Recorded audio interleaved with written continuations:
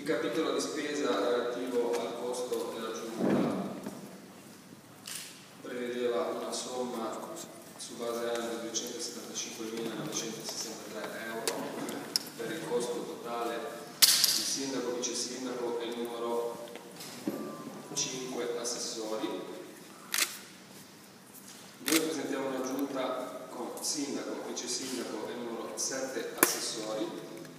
Tutti i presenti hanno sottoscritto un documento che è qua, dove accettano, compreso il sottoscritto, una riduzione del compenso per far sì di non dover fare variazioni di bilancio e quindi di spendere la somma che era stata prevista dal commissario prefettizio su base annua di 275.963. Questo è un primo segno di volontà di risparmio, perché abbiamo più risorse disponibili a parità di costo.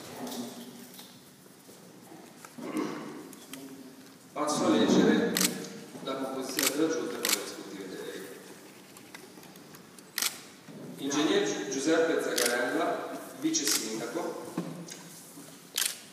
Delega a lavori pubblici, grandi opere, frazioni, manutenzione, patrimonio comunale, cimiteri.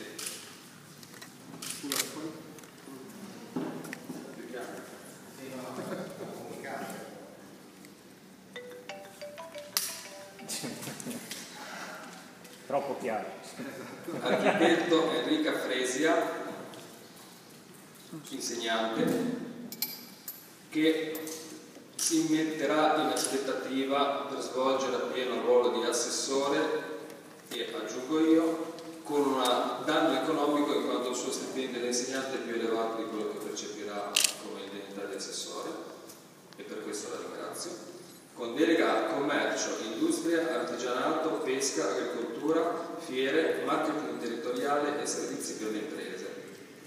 La delega marketing territoriale e servizi per le imprese è una delle parti fondamentali del programma, perché è quella che vedrà